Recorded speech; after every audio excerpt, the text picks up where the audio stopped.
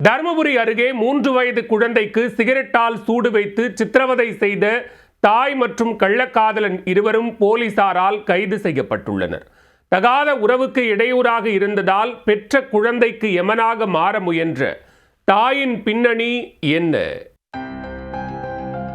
தருமபுரியில் வசித்து வந்த சிவசங்கர் எழிலரசி தம்பதிக்கு கடந்த 4 வருடங்களுக்கு முன்பு திருமணமாகி 3 வயதில் ஒரு பெண் குழந்தை உள்ளது. கணவருடன் அடிக்கடி சண்டை போட்டு குடும்பத்தில் குழப்பத்தை உண்டாக்கி வந்த எழிலரசிக்கு ஐயப்பன் என்பவருடன் இரகசிய உறவில் பழக்கம் ஏற்பட்டுள்ளது.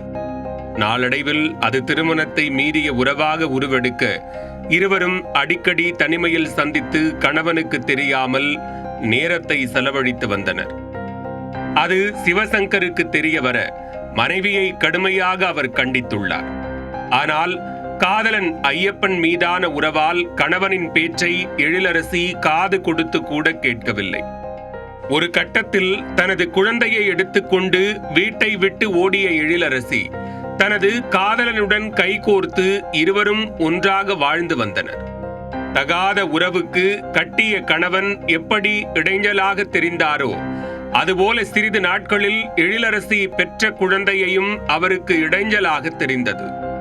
அதில் அரக்கனாக மாறி ஐயப்பன் காதலியின் குழந்தையை அவரின் தந்தை சிவசங்கரிடம் அனுப்பிவிடுமாறு கூறியுள்ளார்.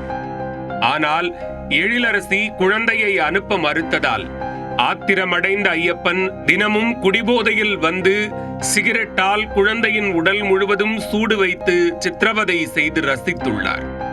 இவை அனைத்தும் எழிலரசிக்கு தெரிந்தே நடந்துள்ளது. இந்நிலையில் கடந்த 13ஆம் தேதி நள்ளிரவு குழந்தைக்கு கடும் உடல்நல பாதிப்பு ஏற்பட்டதால் எழிலரசி குழந்தையை தருமபுரி அரசு மருத்துவமனையில் சிகிச்சைக்காக சேர்த்துள்ளார். அங்கு அவருக்கு தீவிர சிகிச்சை அளிக்கப்பட்டது. அப்போது குழந்தையின் உடலில் சூடு வைத்த காயங்களை கண்டு துடிதுடித்து போன நர்ஸ் ஒருவர் போலீசாருக்கு போன் செய்து தகவல் கொடுத்துள்ளார். அவ்வளவுதான். கொடூர புத்தியில் மூழ்கிய ஜோடியை காவல் நிலையத்திற்கு தூக்கிச் சென்று விசாரித்தனர்.